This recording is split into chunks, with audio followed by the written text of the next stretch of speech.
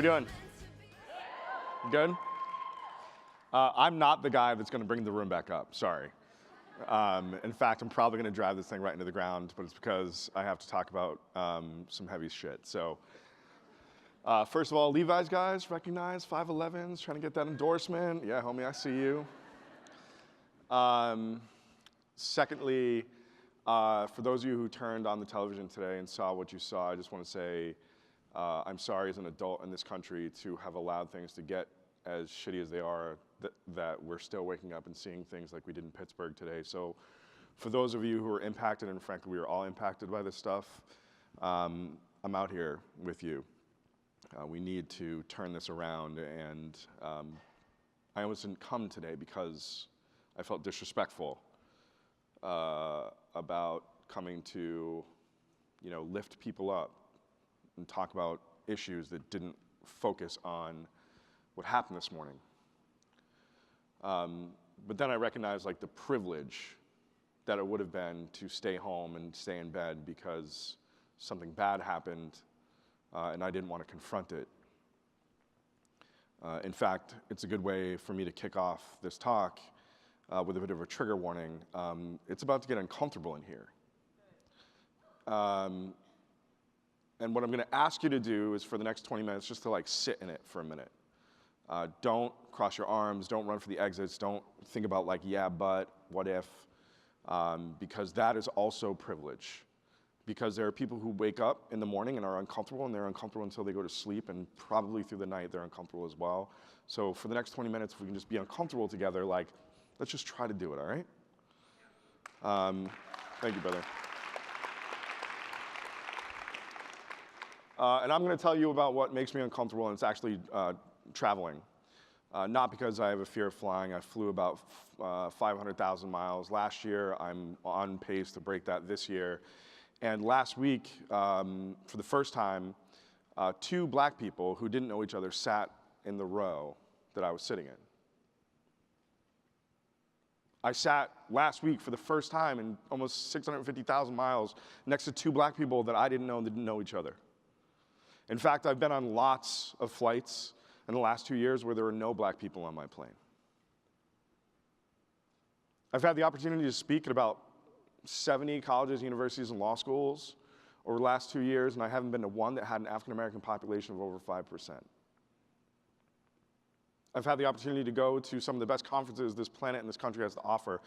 TED, Davos, Skoll, Patow, the Nantucket Project, you name it, I've been there, and oftentimes the only people who look like me in those rooms are the talent. I've had the opportunity to sit in some of the top Fortune 100 company C-suites at the table with the people who started those organizations, Airbnb, Uber, Google, Amazon, you name it, I've been there, and too often in those places, in those offices, the only people who look like me are me and the person serving the coffee. And unless we are prepared to think that somehow I was born with some genetic deficiency that kept me and other people who look like me out of those spaces, and that the rest of us just get to be there because we're more ambitious, more creative, more intelligent, and more driven than people who look like me, then we really need to start asking ourselves, where the hell is everybody? Let me tell you exactly where they are. They're sitting in jails and prisons all over this country, or in communities of poverty that they cannot get out of, not because they're not trying hard enough, but because so many structures and barriers have been put into place to let them out that it's almost impossible unless you're blessed with something.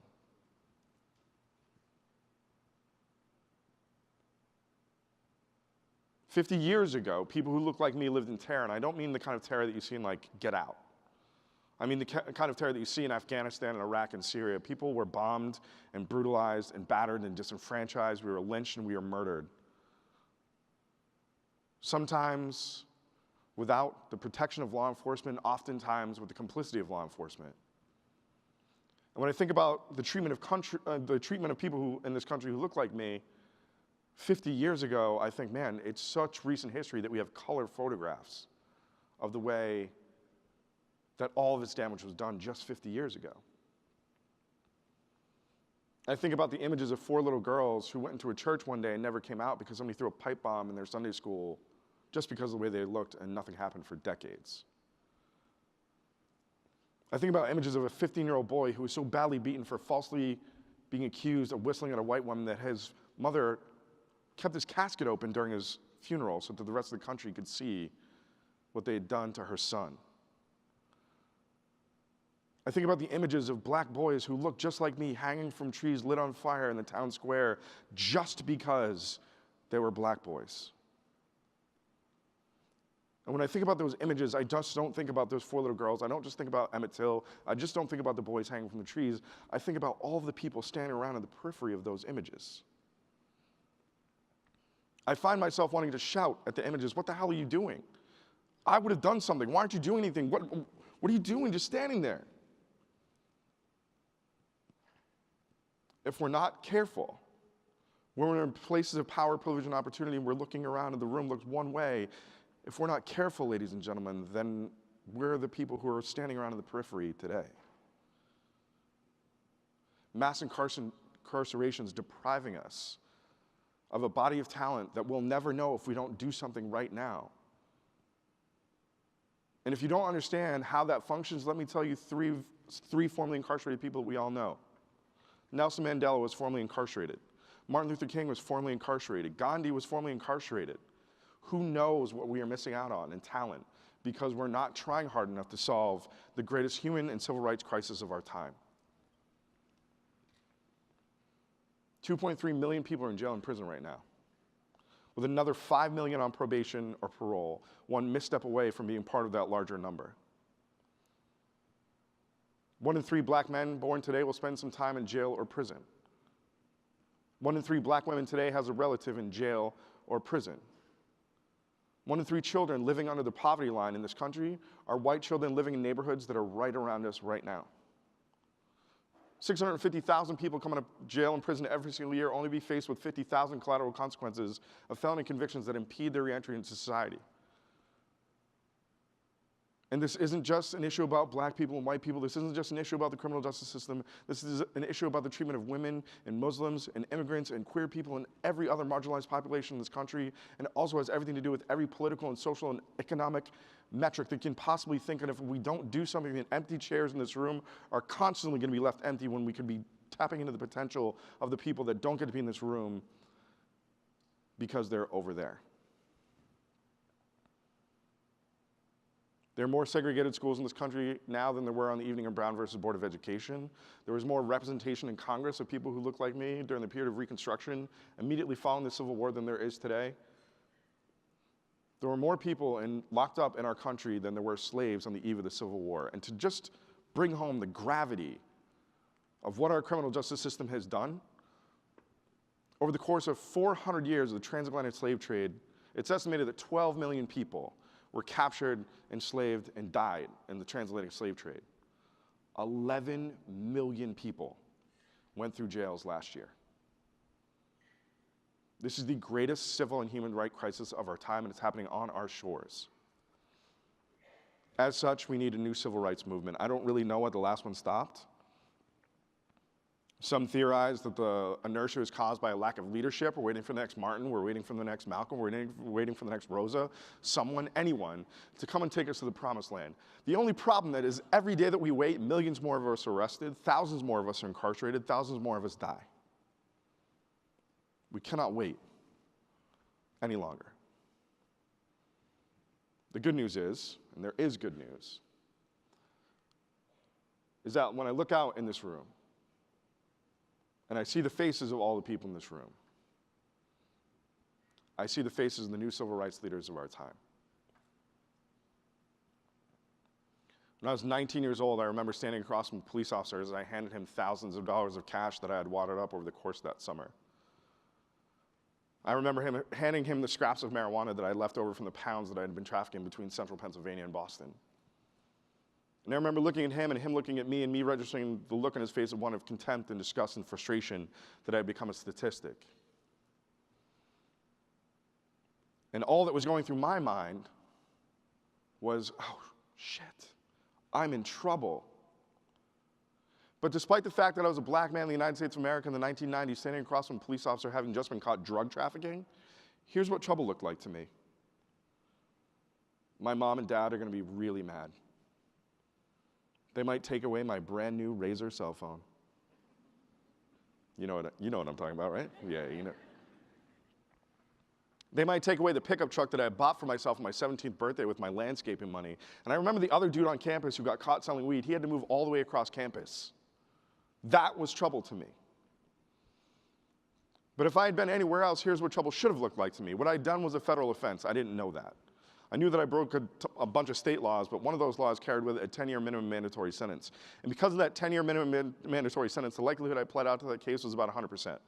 And in doing so, I would have given myself the moniker convicted drug felon. And in doing that, I would have deprived myself of all the things that actually keep us safe. The access to housing, the access to employment, the access to education, the access to pro-social activity, the access to healthcare. And in doing that, depriving myself of all those protective factors, the likelihood I committed another crime actually went up, not down. And that each time I re-engaged with the criminal justice system, the likelihood I commit a further more serious crime went up, not down. Until that time, I victimized another person, at which point I would have gone to prison for double-digit decades, never having the opportunity to be here. I didn't realize how close I was to the edge of a rabbit hole that thousands of people fall down every single year, not having the opportunity to be here, and depriving us of the opportunity to let us know what they could have brought to our lives. But I didn't. I'm here. In fact, I got to go back to college. Didn't even have to move dorms. I graduated from college and went out into the workforce. I worked for 3 years. I came out of the workforce and went to law school. I went to law school for 3 years. I graduated from law school. I got a job at one of the most prestigious day's offices in the country. I worked there for 9 years, had a wildly decorated career, so decorated, in fact, that one day John Legend called me up and he was like, "Hey, bro, would you like to do a TED Talk?" And I was like, "Hell yeah, John Legend. I would love to do a TED Talk." We did a TED Talk, and 2 years ago, my life changed forever. And over the last 2 years, I've spent hours and months and years traveling the world to every celebrity and artist and athlete you could possibly think of talking about criminal justice reform. In September of 2015, I got to sit across from the President of the United States of America, number 44, to tell him what I thought of his criminal justice policy. 9 months ago, I sat in Oprah Winfrey's kitchen to let her tell me how dope she thought I was. In the last 6 months, I found out that I had a rap lyric, a children's book, and a documentary made about me. And just last year, I was named the Nelson Mandela Changemaker of the Year by the Mandela Foundation. No. I don't tell you that to humble brag or get applause. I tell you that to make this point. None of that happens. None of that happens if I don't win the lottery. None of that happens if that person who pulls me over in my driveway wasn't a police officer. If that person who pulls me over in my driveway is a white man. That person who pulled me over in my driveway was my father. And after he took me down to the station, sat me in a cell, and taught me a lesson for a little while, he let me to go home, and he loved me. Just like every other time I screwed up after that. Spoiler alert, just like every time somebody loved you when you screwed up. I have the fortune and misfortune of meeting millions of people a year in prisons and in jails and impoverished community that don't get to be up here, don't get to do all those things just because when they screwed up, there wasn't somebody there that loved them despite what they had done. The lottery ticket that I won, I was born in a foreign country. I lived in an orphanage until one day, 2 lovely white people from suburban Boston came and picked me out of the litter. I got to go home with them, live in their white working class community. I went to white working class schools. I had white working class friends. And that shield of white privilege protected me from the bottom of that rabbit hole, and that was it. And the fact that it's the luck of the draw that gets me to be here and in the White House and at Oprah's house, and that all of these other people that I see wasting in prison are not here is the luck of the draw. That drives me to ask myself every single day, what is my conscience telling me to do? And how do I do that? It drives me nuts to think about the talent that we're missing out on because of a lottery. I didn't know it at the time, but my father in that moment was handing me a sword and a shield. The shield was just that privilege, that power that I had in that moment. And what I didn't recognize was it wasn't just for me or just my loved ones. I could expand that and put anybody that I wanted to behind it. That was my privilege to do that. The sword was for the haters. Believe it or not, It's true. Haters gonna hate. There are people who look at me and tell me that I should have gone to prison for selling their kids weed on campus, even though it's now legal in 5 states.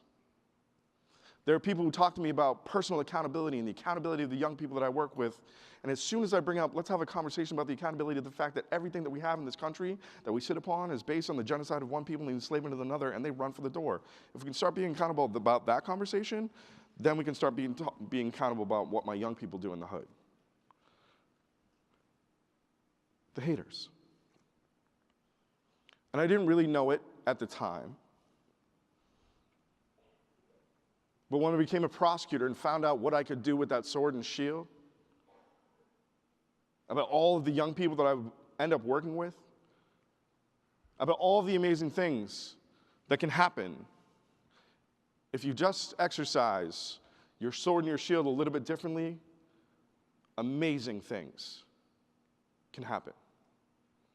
Like an orphan from another country, keeping tens of thousands of young men out of the criminal justice system and putting them into college and in the workforce. It had nothing to do with being a lawyer. It had everything to do with when I woke up in the morning, asking myself, what am I going to do with this sword and the shield? And here's my call to you. The power, privilege, and opportunity that you have to be in this room, surrounded by the people you're around, believe it or not, if you reach down in your pocket, you have a sword and a shield too. Because every one of these young people who I met in the criminal justice system, whether they're in the community or in prison, lived a life that is wildly predictable. Not because like law school taught me how to study it or anything like that, but because science has studied all of this, and now we understand lots of things that are actually very analogous to what Paul was talking about before. We know now that many of these young men were born into neighborhoods where their mothers were suffering toxic stress. And while their mothers were inheriting that toxic stress, while that baby was growing inside of them, those babies were inheriting the toxic stress too. It changed the way their DNA developed, their brains developed, their bones developed. And because of that, we can track that from the uterus to the criminal justice system. Those children are then born into the same communities where their mothers are suffering that toxic stress, and they inherit that toxic stress acutely. It's called adverse childhood experiences. Lots of people have studied it. What does it tell us? We can almost predict who will end up in the criminal justice system based on how they're treated between the ages of 0 and 3. In fact, 75% of the kids who are locked up in Massachusetts right now had on average 3 interactions with the child welfare system before the age of 3 for abuse, neglect, and malnutrition. Those are nonverbal children telling us, if you don't do something creative down here, if you don't use all your brains and your smarts and your intellect and your creativity down here, I'm gonna go to prison. But we wait. Those children then go on to the first grade in those neighborhoods, and by the time they reach the first grade in those neighborhoods, they've been read to, on average, 18 hours.